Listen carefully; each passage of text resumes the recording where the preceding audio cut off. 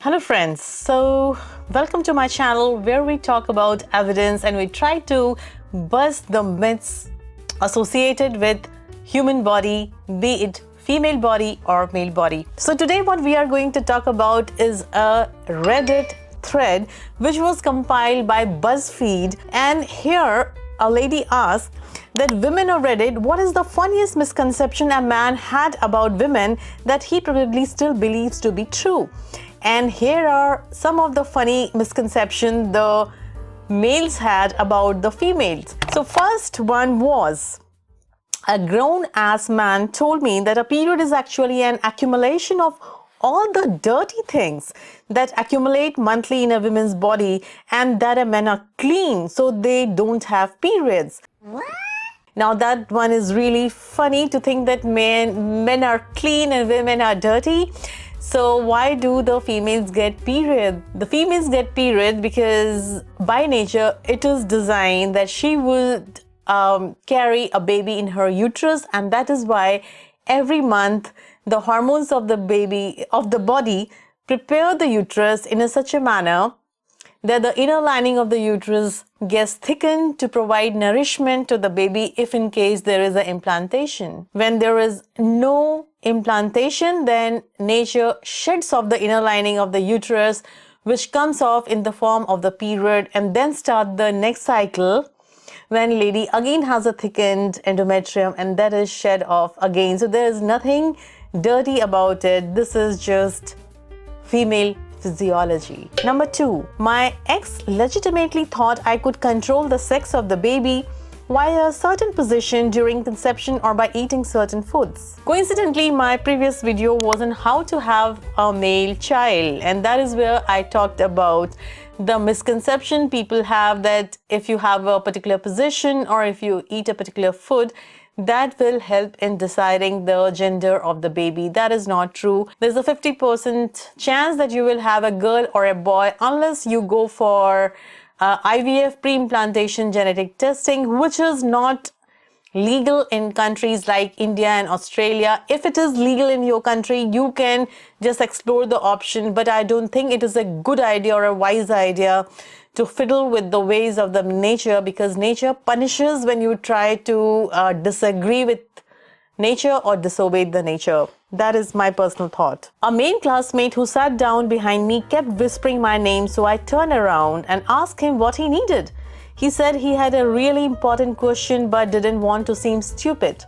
At this point, I was still under the impression he was talking about something regarding the class. He proceeded to ask, a girl's vagina is just like an inverted dick, right? Well, this is funny, but this is more of an ignorance, and I would not totally say that this particular guy was being disrespectful of the females or anything.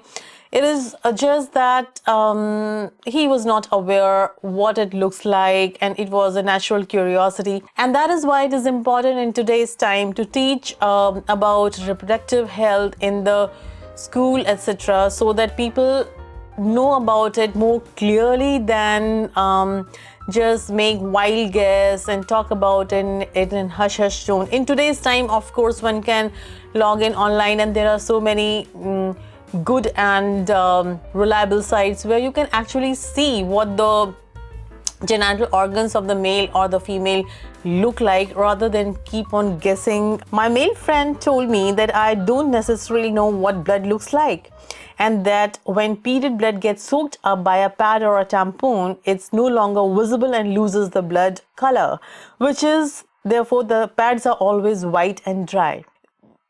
Well, again, this is, I mean, of course it is funny, but then having said that, when the menstrual blood gets absorbed in the tampon and the pad, it is still, the color gets altered, it gets more darker. There is a distinct odor as well to the menstrual blood, but still it is similar to blood, and the pads and tampons need to be changed because they get dirty, they get soiled, and it needs to be changed. So of course a female knows what a blood looks like. Yeah, I went on a date with a guy while on my period. We ended up kissing on the date, and he asked if we could do the deed. I told him that I was on my period and didn't really feel up to it. He rolled his eyes and said, "Can't you just hold it in? I promise it's worth it." How you doing? This one is funny. Like, yes, the lady cannot stop or hold the period. There is shedding of the inner lining of the uterus, which is there for anywhere from 2 days to 6-7 days. It varies from one girl to another. Until the inner lining of the womb is shed off, it will continue, and she has no control over it. It is all nature which decides when it will stop. My ex asked me, "Does it hurt when you take the pad off?" I said no and asked why he thought it would hurt. Apparently, he thought we stuck the pad to her vagina like a big bandage. So it seems like it is an incident which happened some time back, because these days tampons and menstrual cups are so very common, but then pads are still very common. Pads are something which are put in between the leg, and usually there are pads where there is a sticker kind of a thing which is stuck to the panty, and the panty is worn so that it absorbs the blood which is coming out. You can think just like a diaper kind of a thing. In the diaper, the cover is of the plastic, but here the cover is the panty itself of the lady, but there is a pad kept in so that it absorbs the blood which is coming out, and when it is soaked up completely, then it can be changed and another fresh one can be put in. And again, there are pads of different sizes depending upon how heavy a girl bleeds, because different girls have a different amount of blood flow during their periods, and also the number of days for how long the period will last will also vary from one person to another. Years ago, when I was in high school, I had a classmate start telling me that his back hurt from being awake so long. I offered him an extra strength Midol because I had it and it works pretty well for general pain relief. He refused it on the account that he didn't want to have a period. Now, this is like ridiculous, because Midol is something which is an non-steroidal anti-inflammatory, just like Brufen or something like that. And obviously it gives pain relief in period, and it gives pain relief in any other condition. So it is not as if there are medicines which are used for pain relief in periods. They cannot be taken by males because it will start them having periods, because periods happen, as I have explained you earlier as well, because females have got uterus which gets prepared every month to have a baby, and when there is no implantation of the baby there, it is shed off. If you're a male and you don't have got uterus, you won't get bleeding or periods at all by taking Midol or anything for that matter. My 32-year-old boyfriend was confused that I felt totally fine one day of period and then very sick on the very next day.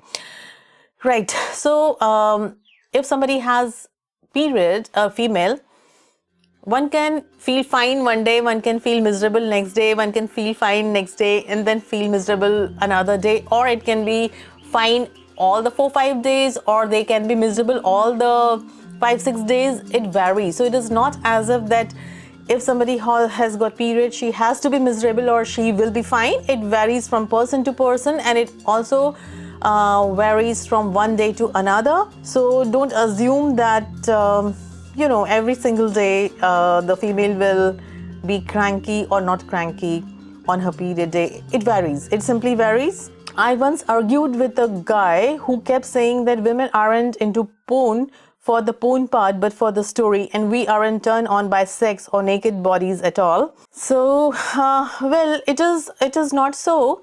Females are as much turned on by having any external stimuli which stimulates them sexually than male, and that is how nature intended it to be. The whole idea of nature of sex is not having just fun. It is about having progeny and passing on the genetic material from one generation to another. So that is why it is important for nature to be balanced and to provide the same amount of stimulation for male or female, so that they can indulge in the act of reproduction without thinking it a chore, but also having fun, and it happens for females, so they also get as much excited seeing the porn part of it as the story. I don't know whether they look at the story or not, but of course one watches porn for the porn, and if one has to look at the story, then there are so many better stories to be seen which doesn't have porn. So yeah, it doesn't make any sense to me. I met a guy on Tinder that didn't think we could have sex because I was taller than him. Like he physically thought it wouldn't work fit together or something. Well, the physical appearance, the external appearance has got nothing to do with how compatible sexually a couple will be. And based on this assumption, one should not develop a relationship. I personally believe that relationships should be based more on emotion first, and then when you think that you are mentally and emotionally compatible, then only you should think of the sexual component of it, because just sex won't last long unless you feel mentally and physically compatible. And moreover, I mean, this is wrong, because if the girl is longer or bigger than the boy, they would be misfit or unfit. No, that's not true. A friend's boyfriend thought it was biologically impossible for lesbians to get pregnant. Like once they realize they are gay, their ovaries just shrivel up and quit, so they can never have kids. It's not true. That is their sexuality. A lesbian is attracted towards a female, unlike, and not a male. But having said that, she still has uterus, tubes and ovaries, and if she wishes to get pregnant, she can get pregnant. The ovaries don't shrivel up. They function as they would work for any other female till the age of menopause. That women can produce breast milk on demand even if they have never been pregnant. If that were true, it would be very inconvenient, to say the least. A female would produce breast milk only when the level of the prolactin goes high up in the body. That usually happens when she has given birth to a child, and that is the nature's way that it happens. If the lady keeps on the baby keeps on sucking on the breast of the lady, obviously she will keep on producing the breast milk. There are conditions in which there are increased level of prolactin in the body, like in case of a brain tumor, which is called prolactinoma. There can be breast secretion. In hypothyroidism, there can be breast secretion. But then it is not as if a girl just can start producing breast milk on demand. It is not possible, and that is not how nature meant it to be. In fact, there are so many times when the women would like to feed the baby longer and the breast secretion just stops, and they have to bring in formula feed or top feed. So it's not in the hand of the lady. My ex-boyfriend saw a TikTok, then jokingly said that us women have lupus when we were really mad, and he asked me if he could see it. I obviously said no and told him that it wasn't true, but he seemed not to believe me. So now I stay up till 3 a.m. every night thinking about it. This one is really funny, and I don't know what medical explanation to give for it. I mean, I just don't know, and that is why it is important that you don't believe on TikToks, YouTubes and other socials. Well, it is not a reliable method of understanding the health. So, though I'm trying to be evidence-based, but still, do meet a gynecologist. My YouTube shows don't take away the personal visit that you would have with your gynecologist. That getting a UTI meant that I was cheating on him. What? Well, urinary tract infection has got nothing to do with sexually transmitted disease. It is totally different.